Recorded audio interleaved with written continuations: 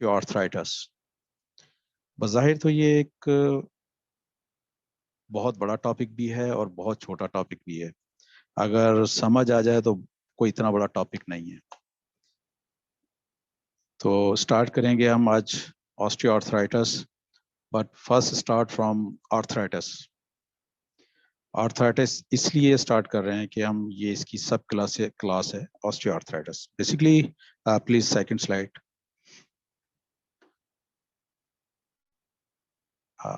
Arthritis is the swelling and the tenderness of one or more of your joint। एक या एक से ज्यादा जॉइंट्स पर जो सोजन हो जाए तो उसको हम आर्थराइटिस कहते हैं। The main symptoms of arthritis are joint pain and stiffness.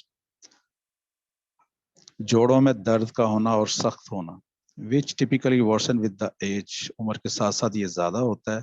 The most common type of arthritis are osteoarthritis, जिसको हम OA से जाहिर करते हैं, और दूसरा रिमेटॉइड आर्थराइटिस। इट मीन्स कि आर्थराइटिस जो है इसमें एक या एक से ज्यादा जोड़ों में सोजन और दर्द होता है।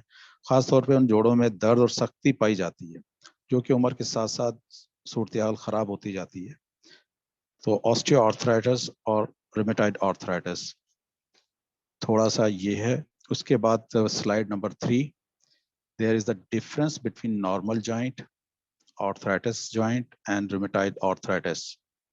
अगर आप लोगों को पिक सही से नजर आ रही हो तो जो पहला जॉइंट है नॉर्मल जॉइंट, ये बाय शेप अगर देखेंगे तो बिल्कुल नॉर्मल है, इस सब चीजें अलाइन है। लेकिन ऑस्टियोआर्थराइटिस की तरफ अगर हम जाते हैं तो इसमें एक चीज वाज़ा होती है जो कि ब्रेकडाउन ऑफ द कार्टिलेज है, जिसकी वजह से बोन्स के एंड्स जो हैं वो रब होते हैं, रगड़ खाते हैं टुगेदर एक दूसरे से। जबकि तीसरी पिक्चर्स में रूमेटॉइड आर्थराइटिस के बारे में थोड़ा सा बताया गया है। इसमें जो है सैनवल मेम्ब्रेन जो है वो स्वेलन और इन्फ्लेम्ड है।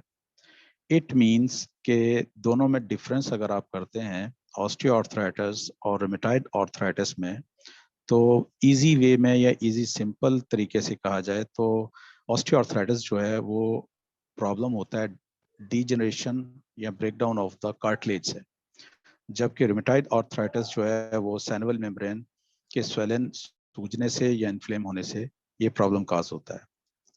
Please slide number 4 please. तो अभी हमने जो बात की है ऑस्टियोआर्थराइटिस और रूमेटॉइड आर्थराइटिस की लास्ट स्लाइड में, तो थोड़ा सा अब ये भी बताता चलूं कि ऑस्टियोआर्थराइटिस जो है वो सिस्टमिक डिजीज नहीं है, जबकि रूमेटॉइड आर्थराइटिस जो है वो सिस्टमिक डिजीज है, जिसको ऑटोइम्यून डिजीज में ये एक प्रॉब्लम भी आती है, rheumatoid arthritis. Further, rheumatoid osteoarthritis is most common form of arthritis. Some people call the degenerative joint disease। जिस तरह मैंने अभी आपको पहले बताया, और वेयर एंड टेयर, टूट फूट के अमल का नाम जो है वो ऑस्टियोआर्थराइटिस है। इट मींस के जब कार्टिलेज में ब्रेकडाउन हो जाए, टूट फूट हो जाए, उस कंडीशन को ऑस्टियोआर्थराइटिस कहते हैं। और मोस्ट प्रोबेबली जो इसमें occur most frequently in the hands, हाथों में, कूल्हों में, hips and knees with the osteoarthritis. The cartilage within the joints being to break down and the underlying bone being to change।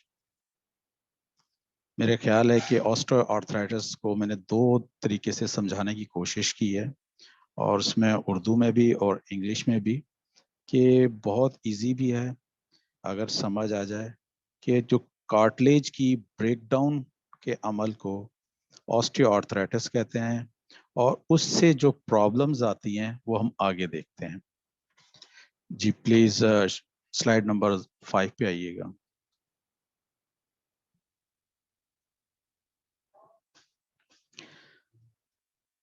Osteoarthritis is caused by the breakdown of cartilage or rubbery material that is the friction in your joint.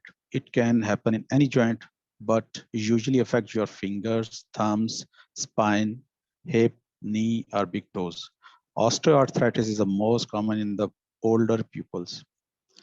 Osteoarthritis जो है cartilage के टूटने की वजह से होता है। ये एक रबर लाइक मटेरियल है जो आपके जोड़ों में रगड़ को कम करता है।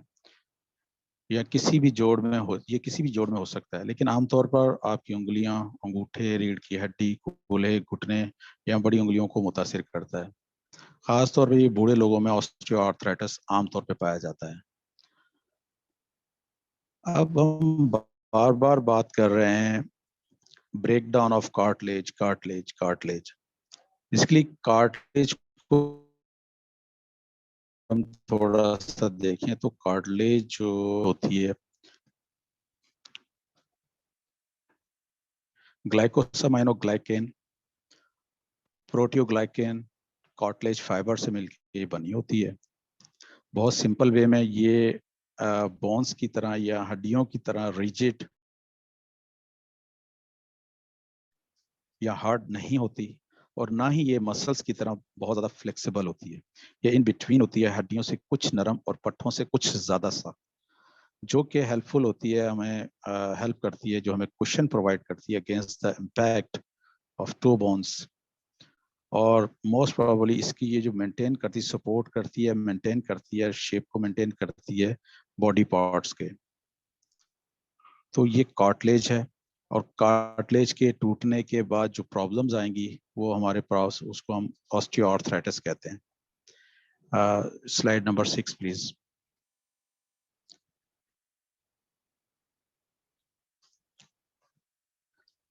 इस पिक में अगर आप देखें, थोड़ा सा गौर करेंगे, तो difference between normal joint and osteoarthritis joint को प्रेजेंट किया गया है। इसमें जो हेल्दी जॉइंट है, अगर आप उसमें देखें तो बहुत साफ सुथरा और उसकी कार्टिलेज बहुत ही उम्दा तरीके से लगी हुई है। जबकि ऑस्टियोआर्थराइटिस में अगर आप देखते हैं, और इसमें जो मार्किंग की हुई है, पहले पे लिखा हुआ कार्टिलेज जो कि शो कर रही है नॉर्मल या हेल्दी जॉइंट की तरफ, सेकंड थर्ड के ऊपर cartilage to the being broken down. और उससे क्या हो रहा है कि अगर आप रेड कलर के निशान को देखते हैं कार्टिलेज के टूटने से, उसमें बोन एक्सपोज हो गई है, क्योंकि कार्टिलेज एक कुशन है, वो एक किस्म की लेयर या कोटिंग की हुई है कुदरती तौर पे, वो वहां पर ब्रेक होगा, तो जिसको हमने कोट किया हुआ है वो मटेरियल सामने आ जाएगा। तो यहाँ इस कंडीशन को हम ऑस्टियोआर्थराइटिस कहते हैं। ऑस्टियोआर्थराइटिस में बोन एक्सपोज हो जाती है, और उसके बाद इसमें स्पोर्ट्स बनना शुरू हो जाते हैं। एक टाइम आता है कि ये काफ़ी हद तक ब्रेक डाउन होने के बाद दो बोन्स जब आपस में फ्रैक्शन होता है, उनमें यह रगड़ पैदा होती है, जिसकी वजह से पेन पेशेंट कंप्लेन करता है।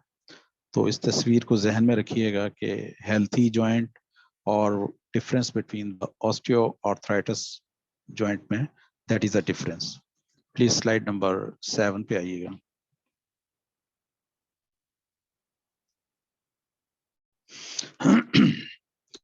यहाँ पर थोड़ा सा ये बताया गया है कि ऑस्टियोआर्थराइटिस के जो सिम्टम्स हैं वो क्या हैं। ऑस्टियोआर्थराइटिस में फर्स्ट पॉइंट जो है वो मोस्ट प्रोबेबली जो ज़्यादातर होता है पेशेंट्स में, पेशेंट जिस कंडीशन के साथ आते हैं, उसमें वन जो है pain and stiffness in the joints है, जोड़ों में दर्द और सख्ती, जिसको मोस्टली कुछ लोग अकड़न भी कहते हैं, अकड़ गया है, सख्त हो गया है। तो पहला सिम्टम्स ये ज़्यादातर बताया जाता है। Pain that becomes worse after exercise और प्रेशर ऑन द जॉइंट, दर्द जो वर्जिश या दबाव पड़ने के बाद बढ़ जाए या बदतर हो जाए, ये सिम्टम्स हैं। रबिंग, ग्रेडिंग और cracking sound when the joint is moved, चलते हुए या जोड़ को मूव करते हुए मोस्टली रगड़ और जकड़न के साथ साथ उसमें क्रैकिंग साउंड आता है, कड़क कड़क कड़क की आवाज आती है, जिस तरह दो चीजें टकरा रही होती हैं। तो एक ये हो गया तीसरा सिम्टम्स। चौथा सिम्टम्स जो आता है वो मॉर्निंग स्टिफनेस आती है। सुबह को जोड़ जो है वो सख्त होता है, अकड़ा हुआ होता है, तो उसको मॉर्निंग स्टिफनेस कहते हैं। Pain that cause sleep disturbance, दर्द जो नींद में खलल पैदा करे। तो ये मोस्टली पेशेंट्स सिम्टम्स बताते हैं कि भाई ये सिम्टम्स हैं, ये इनको प्रॉब्लम है, तो जो कि इंडिकेट कर रहा होता है कि patient suffering from osteoarthritis. Slide number 8 कीजिएगा।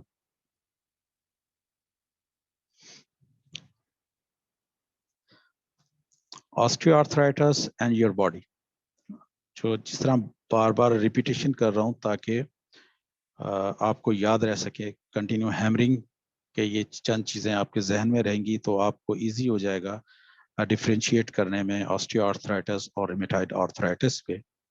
Osteoarthritis in your body, hip or osteoarthritis, foot and ankles osteoarthritis, osteoarthritis of knee, which is very, very much common, knee injury or osteoarthritis, hand osteoarthritis, और spinal osteoarthritis.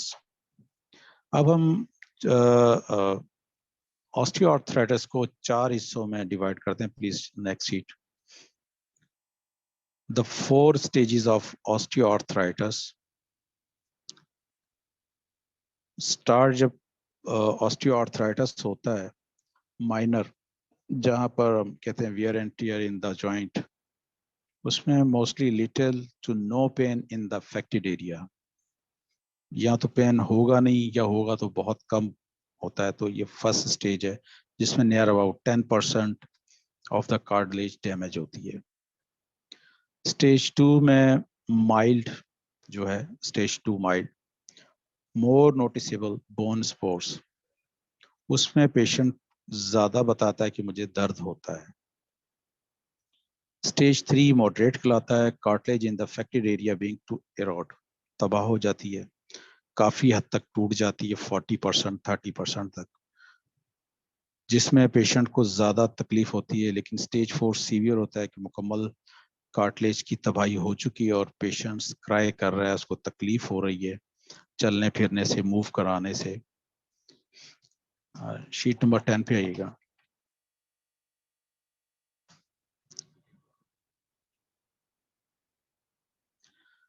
ये जो पहले मैंने slide number 9 में आपको थोड़ा सा 4 स्टेजेस बताए थे, अब इसको थोड़ा सा विजुलाइज किया है।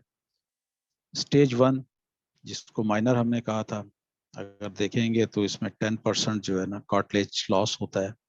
थोड़ा सा एक अगर राइट साइड पे देखेंगे तो एक सर्कल बना हुआ नजर आएगा कि एक वहां से इसका जो है कार्टिलेज डैमेज हुआ है। सेकेंड स्टेज में जब आते हैं which is the mild stage, इसमें हम उससे ज्यादा डैमेज हुई है कार्टिलेज 3 जगह से। इसी तरीके से आगे बढ़ते हैं,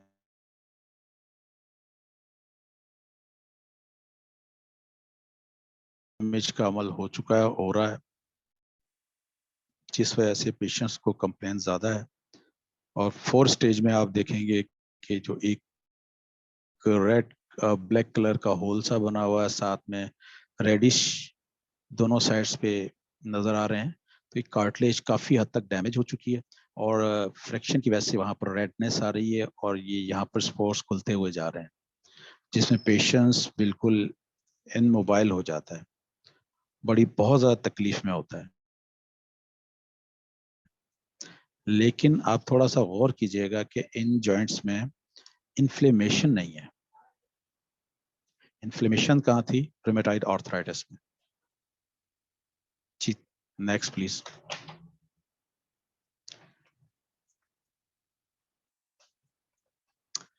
Another view of all 4 stages is there.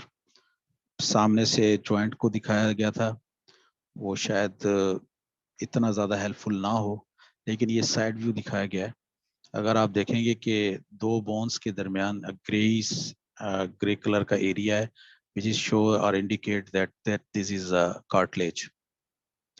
अब वो स्टेज 1 में जो कि डाउटफुल है, जो 10% डैमेज हुआ है, उसमें अगर आप देखते हैं जिसमें पेशेंट्स को दर्द या तो होता नहीं है या बहुत कम होता है, तो एक छोटा सा थोड़ा स्टार्ट हुआ है कार्टिलेज का डैमेज होना यहाँ पर।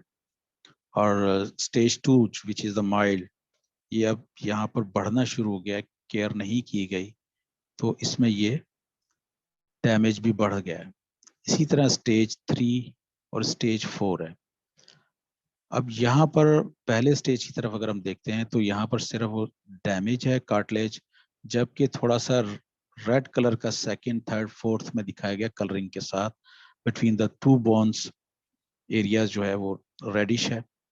इट मीन्स ये पेनफुल कंडीशन जहाँ पर पेशेंट्स कंप्लेन करती है, खास तौर पे जो पेटेला साइड है वहाँ पर, और जो सराउंडिंग्स में पेशेंट बता रहा होता है कि मुझे पेन की फीलिंग यहाँ आ रही है, और फिर उसके बाद वो इन द डेप्थ जाता है कि back side of the patella. Next slide please.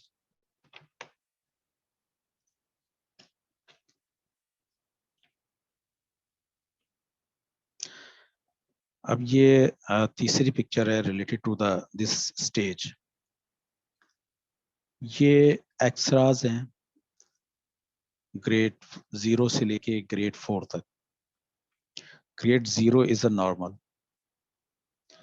अगर आप नॉर्मल को सामने तस्वीर देखते हुए ग्रेड 1 की तरफ जाएंगे, आपके पास मोस्ट प्रोबेबली जो पेशेंट आएगा वो या तो आपको कंप्लेन बताएगा, साइन सिम्टम्स देखेंगे आप, और उसके बाद अगर आप एक्सराज लेते हैं तो आपको किस तरीके से विजुलाइज होगा, किस तरीके से नजर आ रहा होगा कि पेशेंट्स के साथ क्या प्रॉब्लम है.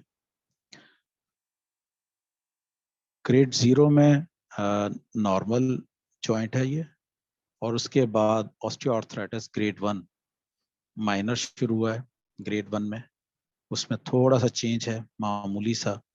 उसके बाद ग्रेड 2 में अगर जाते हैं तो उसमें फर्दर और चेंज है, डैमेजेस हो रहे हैं. और स्टेज 3 की तरफ अगर जाते हैं तो अगर आप देखें तो इसमें और ज़्यादा चेंज आ चुका है, और ग्रेड 4 का तो बेचारे का बुरा ही हाल हो गया है. उसका नी जॉइंट आप देखेंगे स्पेस ख़त्म हो चुका है, वो दब चुका है, और उसमें जो है ना आपस में बोन्स जो है आपस में टकरा रही है, इम्पैक्ट हो रहा है उनका. और जी बस स्लाइड नंबर 13. अब ये प्रॉब्लम्स तो आ गए, साइंस सिम्टम्स भी आ गए और सब चीज़ें, थोड़ा सा अंडरस्टैंडिंग भी आ गई. अब हमारा ट्रीटमेंट साइड पे अगर हम जाते हैं, होम्योपैथिक ट्रीटमेंट फॉर ऑस्टियोआर्थराइटिस, तो ये कुछ रेमेडीज हैं, जिसमें सबसे पहले एकोनाइट है. तो एकोनाइट को अगर हम देखते हैं, this remedy may be helpful for the pain and the inflammation that comes on the suddenly after exposure to the cold wind and weather. The person is likely to feel fearful, panicked or agitated. फौरी तौर पे जो अगर अचानक patient में ये problem आता है सडनली, और कहता है कि मुझे सर्द मौसम है और वेदर की चेंजिंग की वजह से अचानक उसको पेन हो गया है और इन्फ्लेमेशन है, अगर समझ में आती है सडन पेन और इन्फ्लेमेशन, तो एकोनाइट को रेफर कर रहा है. इसी तरीके से अगर हम सेकंड रेमेडी देखते हैं, which is the arnica. Arnica leads to chronic arthritis with the feeling of persistent soreness can indicate a need for this remedy. Pain is worse from the touch and many occurs in joints that were injured in the past. अगर पहले कोई चोट लगी हुई है और मौसम की चेंजिंग की वजह से पेन हो गया है और हाथ लगाने से पेशेंस बदक रहा है, उसको तकलीफ बढ़ रही है, तो ये इंडिकेट कर रही है कि हम इसको आर्निका के लिए सोचें. और बेलाडोना जैसे कि सब जानते हैं कि रेडनेस और इन्फ्लेम्ड एरिया रेफर कर रहा होता है बेलाडोना को, तो suddenly flare up of arthritis with the sensation of heat and the troubling pain indicate a need for this remedy. The joints look red and inflamed and the surface may feel hot to the touch. अगर आप छूते हैं और आपको वहाँ गर्माइश महसूस होती है और रेडनेस है, इन्फ्लेम्ड है, और अचानक ही बढ़ता है दर्द, बढ़ा है दर्द, तो वहाँ पर बेलाडोना नजर आ रही है हमें. अब बहुत ही खास प्रोडक्ट है ऑस्टियोआर्थराइटिस के खास तौर पे हवाले से, which is bryonia. This remedy relieves joint pain, improve by staying immobile and applying pressure. सबने बहुत अच्छे से पढ़ा हुआ होगा ब्रायोनिया को, कि मूवमेंट से या हिलने जुलने से या हरकत करने से दर्द में दर्द का बेहतर होना तो क्लियरली इंडिकेट करता है ब्रायोनिया. ब्रायोनिया को बहुत अच्छे से याद रखिएगा, उसको पढ़िएगा, देखिएगा, तो ये काफ़ी हेल्पफुल रहेगा फॉर ऑस्टियोआर्थराइटिस के लिए. इसके बाद कल्केरिया फॉस हम काफ़ी यहाँ पर देख रहे हैं. कल्केरिया फॉस में मोस्ट प्रोबेबली जो ज़्यादा प्रॉब्लम आता है वो stiffness and the soreness of the joint है, or worse from the rift and the cold may be relieved by this remedy. Itching in the bone and the tiredness are common, and the person feels worse from the exertion. Calcium deposits or bone spores may develop. हमारी बहुत सारी remedies ऐसी हैं जिनका primary and secondary actions हैं. लो potency में has a different इसमें indications मिलती हैं, और हाई पोटेंसी में उसको डिफरेंट हमें उसकी इंडिकेशंस मिलती हैं. तो कल्केरिया फॉस बहुत ही अच्छी प्रोडक्ट है.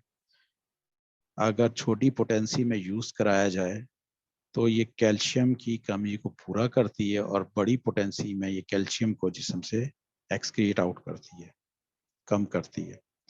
Especially in the neck, a feeling of dissatisfaction and a strong desire for travel or change of circumstances are often seen in the individuals who need this remedy. Calcarea fos. आगे हम इसको further देखेंगे कि कौन सी potency में हमें ज्यादा बेहतर इसका रिजल्ट मिल सकेगा. Slide number 14. इसके बाद हमारे पास लेडिम्पाल है. Arthritis that start to lower joint and extend to the higher ones. Suggests a need for this remedy. छोटे जोड़ों से बढ़ता हुआ बड़े जोड़ों की तरफ आना. Suppose toe से शुरू होके spread up through the ankles and knee. पैरों से नीचे उंगलियों पैरों की उंगलियों से शुरू होता हुआ टखनों से होता हुआ घुटनों तक आना, मतलब downward to onward. This joint makes cracking sound and may be very slow. Cold application bring relief to both the pain and the swelling. उसको अगर ठंडी चीजों की टकोर की जाए, अप्लाई किया जाए, तो पेशेंट्स को सुकून मिलता है. अब दूसरी बड़ी अच्छी product पल्सटीला. Pain that moves unpredictably from one joint to another suggests a need for this remedy. The hip and knee are often affected. Mostly इसमें कूल्हे के और घुटनों में ज्यादा इसका रोल देखा गया है. And pain may be felt in the heels. Symptoms are worse from the warm and better from the cold applications. And open air. A person who needs this remedy often this moody and the changeable, and usually wants a lot of attention and the comforting. Third good product is Rustux. This relieves muscles and articular pain at the beginning of motion and then improved by the slow motion. मैंने पहली जो बताई product bryonia थी, उसके बाद ये second product उसकी just opposite है. ब्रायोनिया में ये था कि चलने से तकलीफ का बढ़ना और रेस्ट कंडीशन में तकलीफ का कम होना. इसमें बैठे रहने से या मोबाइल ना होने से तकलीफ का बढ़ना, और जब थोड़ा सा मूवमेंट शुरू हो थोड़ा तकलीफ बढ़ेगी, उसके बाद आदमी जब काम में लग जाता है, प्रॉपर मूवमेंट रहती है, तो आस्ते आस्ते तकलीफ कम हो जाती है. Rustux. And Apis, this remedy relieves swollen joint with the itching and the standing point pain relieved by the cold compression. ये भी एक अच्छी मेडिसिन है, एक अच्छी रेमेडी है एपिस. जब पेशेंट्स इचिंग और स्टेनिंग पेन की बात कर रहा हो चुभनदार दर्द के साथ, और कंप्रेस करने से उसको रिलीव हो रहा हो, तो एपिस ही बनती है. और अब दूसरी बड़ी कल्केरिया फॉस के बाद बड़ी प्रोडक्ट कल्केरिया कार्प है. बहुत अच्छी है. इन दोनों में भी डिफरेंस करते हैं, जिस तरह रस्टक्स और ब्रायोनिया में किया. Calcarea carb, this remedy is often useful for the arthritis in a person who's chilly, flabby or overweight. ऐसे लोगों में जो आर्थराइटिस पेनफुल कंडीशन है, पेनफुल जॉइंट्स हैं, जो कि मोटे हों, थुलथले हों, उनके लिए, and easily tired by the exertion, बहुत जल्दी थक जाते हों. Inflammation and the soreness are worse from the cold and डम। आजकल सीजन आने वाला है सर्दी का, सर्दी में बढ़ जाना दर्द का। वैसे भी जॉइंट पेन्स और ये ज़्यादा ओवरवेट होने की वजह से जॉइंट्स के ऊपर जब प्रेशर आता है नीज पर ख़ास तौर पर, तो नीज पेन करने लगते हैं, कुशन दब जाता है, जिसको मोस्ट प्रोबेबली यही पेशेंट्स कंप्लेन कर रहे होते हैं कार्टिलेज दबने से, और जो प्रेशर बिल्डअप होता है सैनुअल फ्लूइड के ऊपर, सैनुअल मेम्ब्रेन के ऊपर, तो सूजन भी आ जाती है। एंड वीकनेस और cramping in the extremities are often seen. Problem often focus on the knee when the calcarea is needed. तो मेरे ख्याल कुछ दोनों में डिफरेंस भी आ रहा होगा, कल्केरिया फॉस और कल्केरिया कार्प। कल्केरिया फॉस का जो पेशेंट है वो फ्लैबी या ओवरवेट नहीं होता, मोस्टली लीन होते हैं, कम पतले सूखे से। और कल्केरिया कार्प के पेशेंट्स जो होते हैं फ्लैबी होते हैं, ओवरवेट होते हैं। तो ये इन दोनों में डिफरेंस है। अब next slide please.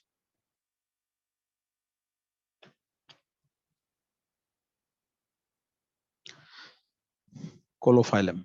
This remedy relieves arthritis and the rheumatic pain localized in the finger flemings. बहुत सारे पेशेंट्स अब आपके पास आने वाले हैं जब मौसम थोड़ा और ठंडा होता है, तो उंगलियों के पोरों में दर्द होना, इन सलीस उर्दू कि उंगलियों के पोरों में दर्द होता है, उसमें कोलोफाइलम एक बेहतरीन रेमेडी है। Causticum, this relief joint pain and the arthritis pain with the stiffness and the feeling that tendons are too short. बहुत ही जबरदस्त रेमेडी कॉस्टिकम। इसमें पेशेंट्स को जोड़ों में सख्ती और टेंडेंस कहते हैं एस आप मसल्स जो कि attach with the one bone to another bone, उनमें जो शॉर्टनेस होती है, फीलिंग ऑफ शॉर्टनेस दर्द की वजह से, तो Causticum is the excellent remedy. उसके बाद हम बात करते हैं सिमिसिफोगार रेसिमोसा की। This remedy relieves neck pain and cramps caused by the bad posture.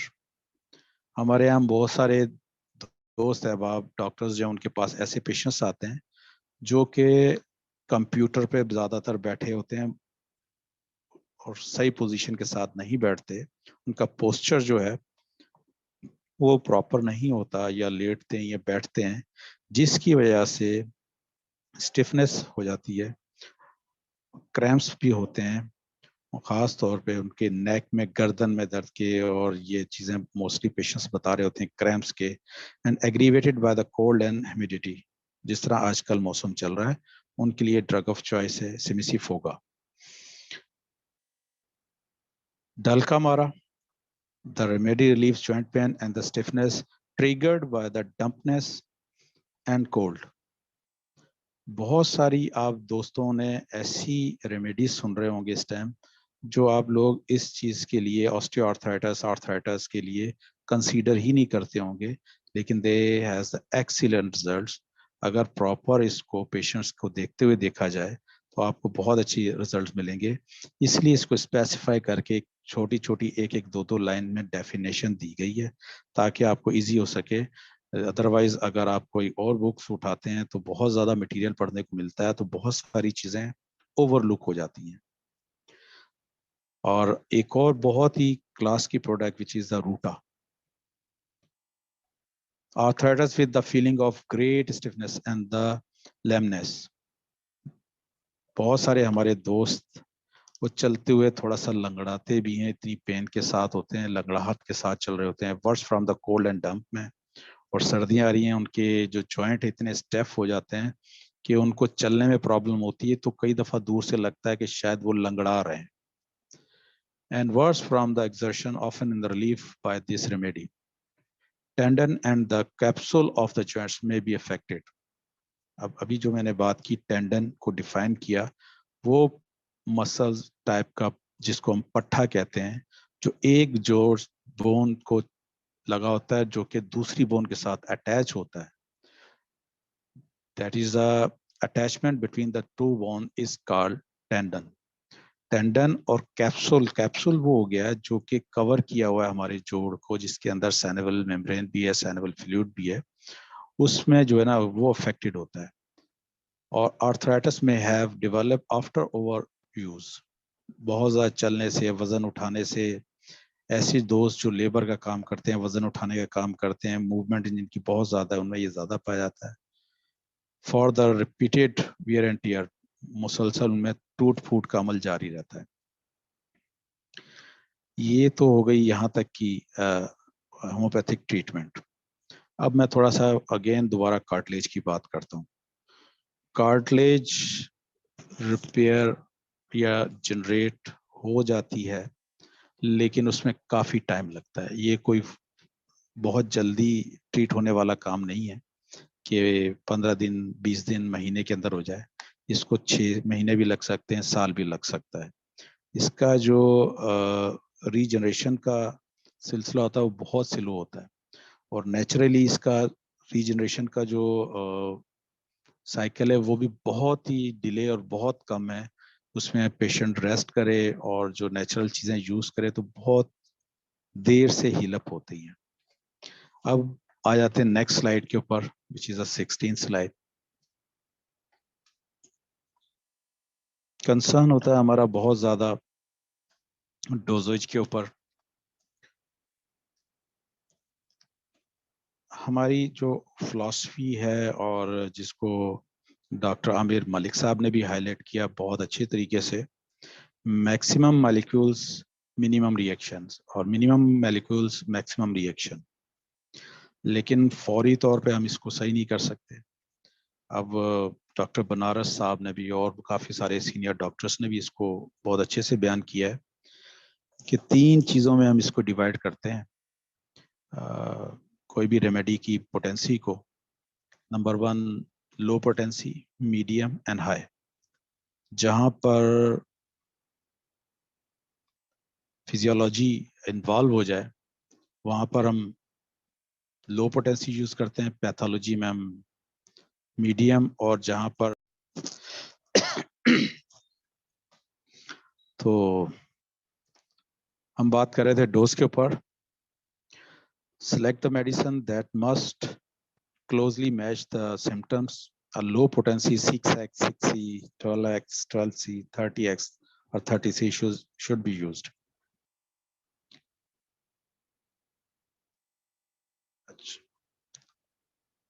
और ये तो उसकी पोटेंसी की बात हुई. Now take 1 dose and wait for the response. कुछ दे के रिस्पॉन्स का वेट करना चाहिए. If improvement is seen, continue to wait and let the medicine work. अगर इम्प्रूवमेंट नजर आती है तो कंटिन्यू वेट करना चाहिए कि मेडिसिन अपना काम करे. इफ इम्प्रूवमेंट लैक्स सिग्निफिकेंटली और हैज क्लियरली स्टॉप, अगर वो रुक जाती है, another dose may be taken. The frequency of dose varies with the condition and the individual. Sometime a dose may be required several times an hour. Other time a dose may be indicated several times a day and is some situation in a same situation. 1 dose per day or less can be sufficient. If no response is seen within a responsible amount of time, select a different medicine. It means कि हमने कहीं पर गलती कर दी है, कहीं bryonia देना था, हमने उसको रस्टक्स दे दिया, या रस्टक देना था, ब्रायोनिया दे दिया है, उसका रिजल्ट नहीं मिल रहा, तो हमें दोबारा से इसको स्टडी करके केस को मेडिसिन दुरुस्त देनी चाहिए और फिर दोबारा से इस प्रोसेस को लेके चलना चाहिए. अब नेक्स्ट स्लाइड प्लीज, 17.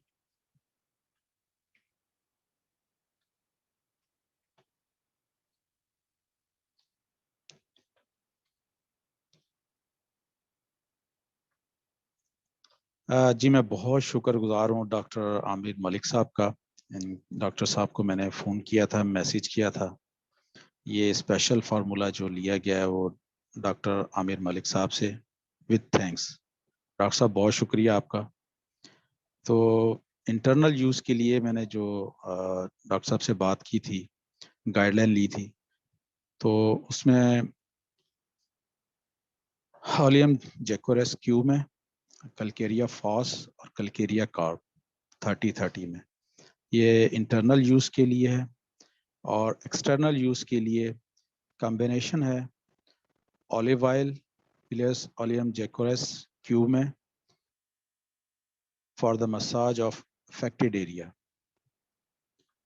और जो रूटीन में अगर हम बात करें अपनी डाइट की, खाने पीने की, या नेचुरल साइड पे जाते हैं, तो यखनी इज़ अ बहुत अच्छा सोर्स है। मिल्क, दूध, इसके अलावा हल्दी, दालचीनी और अलसी, अलसी के बीज जो है, इसके बहुत अच्छे रिजल्ट पहले हमने देखे थे। लेकिन ये जो स्लाइड्स हैं विद थैंक्स मैं प्रेजेंट कर रहा हूँ डॉक्टर आमिर मलिक साहब के। लेकिन फ्लैक्स सीड को ऑलरेडी हमने कई लोगों में, दोस्तों में यूज़ करवाया, तो जिसके बहुत अच्छे रिजल्ट रहे। और दूध में हल्दी डालकर यूज़ कराया गया, इसके भी बहुत अच्छे रिजल्ट रहे। अब एक फर्दर मैं आपको एक चीज़ बताता चलूँ कि एक प्रैक्टिकल चीज़, एक्सपीरियंस की हुई चीज़, उसमें हमने जो यूज़ करवाते रहे और उसके बहुत अच्छे रिजल्ट रहे हमने देखे।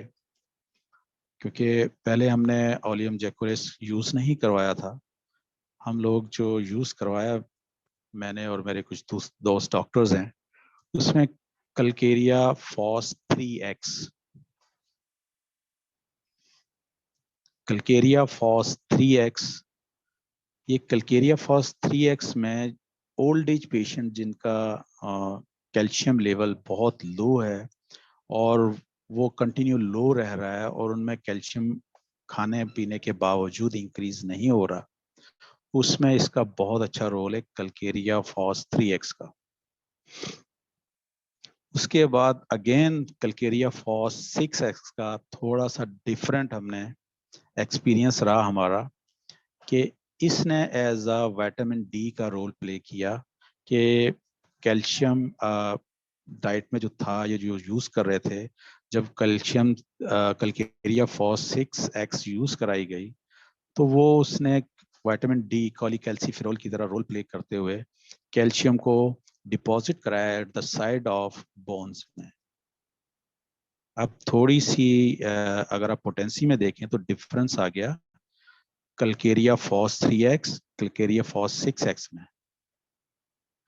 और last time doctor Aamir Malik साहब ने कल्केरिया फ्लोर की भी बात की थी, लेकिन यहाँ पर उन्होंने 30 की पोटेंसीज यूज करवाई हैं, उनका एक्सपीरियंस है। हमने कल्केरिया फ्लोर 3x में जो इसको आउटस्टैंडिंग देखा रिजल्ट इसके, जब बोन्स बिकम सॉफ्टन, वीक हो जाए, तो इसको हमने देखा कि ये बोन्स के अंदर शाइनिंग पैदा करती है, पॉलिशिंग करती है, not only bones, even nails and teeth. Even कि हमने इसको कई डिफरेंट एंगल से भी यूज करा के देखा, जिसको आप लोग आजकल, तो हम लोग टूथपेस्ट यूज करते हैं एज अ, पुराने जमाने में मंजन होता था, इसको पीस कर, इसको जब टीथ के जिनके जो एनिमल्स घिस जाता है और ठंडा गर्म लगना शुरू हो जाता है, पेशेंट फील करता है कोल्ड एंड हॉट का, कंप्लेन करता है, क्राई निकल जाती है, जब उसको वहां हमने यूज करवाया तो इसके बहुत अच्छे रिजल्ट रहे। But it takes time, about 4 weeks में उसको रिजल्ट मिले, 4 हफ्तों से उसको रिजल्ट मिलना शुरू हुए हैं। तो ये थोड़ा थोड़ा सा पोटेंसीज का फर्क है, नो डाउट इसमें मॉलिक्यूल ज्यादा है 3x 6x 3x में, लेकिन इसके रिजल्ट हमने इस तरीके से देखे प्रैक्टिकली। इसके साथ साथ बात होती है कि साइनेबल फ्लूइड की बात करें, जहाँ क्रैकिंग साउंड, मोस्टली हम पर्सनली क्लिनिक में या दोस्त अहबाब जब कंप्लेन करते हैं cracking sound of the knees, तो दो चीज़ों का कॉम्बिनेशन हम यूज कराते हैं, उसमें पल्सटीला 30 प्लस नेटिम्योर 12x 12x, ये भी तकरीबन 4 हफ्तों के बाद इसका इफेक्ट आना शुरू होता है, जो कि क्रैकिंग साउंड हमने जो खत्म होते देखा, तकरीबन उसको कोई अराउंड 16 से 18 हफ्तों में काफी इम्प्रूवमेंट आई, जिसमें क्रैकिंग साउंड बंद हुआ। ये पर्सनल एक्सपीरियंस की मैंने बात की, जो Calcarea FOSS 3x, Calcarea FOSS 6x और कल्केरिया फ्लोर 3x में पल्सलिया 30 और कॉम्बिनेशन जो है नेटिम्योर 12x का, वो ड्रॉप्स फॉर्म में थी 3 टाइम, और ये नेटिम्योर 4 tablets 4 time a day use करवाया गया। तो ये एक छोटी सी मेरी काविश थी कि मैं इजी आसान तरीके से कोशिश करूं कि मेरे जो दूर दराज के दोस्त भाई बहनें हैं जो इंग्लिश इतना नहीं जानते, मैं उसको दोनों तरीकों से डिफाइन कर सकूं। कंसाइज करके लिखा, कंसाइज करके स्लोली स्लोली बताया ताकि इजी टू डाइजेस्ट हो सके। तो नेक्स्ट स्लाइड मेरी थैंक्स की है कि आप लोगों का बहुत शुक्रिया कि आपने मुझे इतनी देर बर्दाश्त किया इतनी स्लो पेस के अंदर। हालांकि इतनी स्लो पेस में हम बोलते नहीं है। मेरी कोशिश है कि मेरे लोग, मेरे दोस्त अहबाब, मेरी कम्युनिटी के लोग डेवलप हो सकें। इट में भी कि कहीं नीड हो करेक्शन की, तो मैं रिक्वेस्ट करूंगा दो साहबान से, डॉक्टर अवैस साहब से भी और डॉक्टर आमिर मलिक साहब से भी, काइंडली मुझे करेक्ट कीजिएगा ताकि हम सबकी कुछ बेहतरी हो सके। जो बुरा हाल इस वक्त होम्योपैथिक का है, हम उन चीज़ों से निकल सकें और हमारे लोग इससे मैक्सिमम इस्तेफादा हासिल कर सकें।